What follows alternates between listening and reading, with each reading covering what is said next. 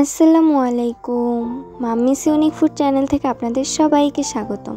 আশা করি সবাই ভালো আছেন। আজকে শেয়ার করছি খুবই মজাদার বিকেলের একটি নাস্তা।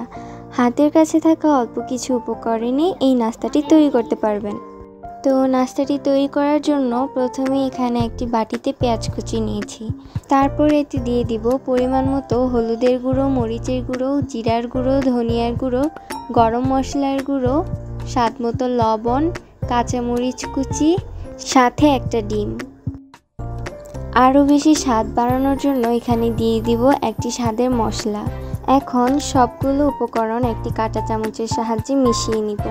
এখানে আমি একটি বাটিতে পানি নিয়েছি, সাথে নিয়েছি কয়েকটি বনরুটির পিস। এখন এই বনরুটিগুলো পানিতে ভিজিয়ে রাখবো, তারপর আবার উঠিয়ে হাত দিয়ে চেপে পানিগুলো ঝরিয়ে নিব। আপনারা চাইলে এখানে বনরুটির পরিবর্তে পাউরুটিও ইউজ করতে পারেন।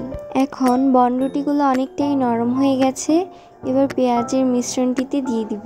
আপনারা এখানে চেষ্টা করবেন বনরুটির চাইতে পেঁয়াজের পরিমাণটা বেশি দেওয়ার, তাহলে নাস্তাটি খেতে অনেক বেশি টেস্টি হয়। এখন এগুলোকে গোল গোল করে বলের মতো বানিয়ে গরম তেলে ছেড়ে দিব। চুলার আঁচ মিডিয়ামে রেখে এগুলোকে ভেজে নিব। যখন এগুলোর এক পাশ হয়ে যাবে তখন আরেক পাশ ভেজে নিব। এবার যখন এগুলোর এরকম একটা কালার চলে আসবে তখন চুলা থেকে নামিয়ে নিব। এবার একটি বাটিতে সসের সাথে পরিবেশন করে নিব। খুবই অল্প সময়ে কিন্তু এই নাস্তাটি তৈরি করা যায়। আশা করি আমার এই রেসিপিটি আপনাদের কাছে অনেক ভালো লাগবে।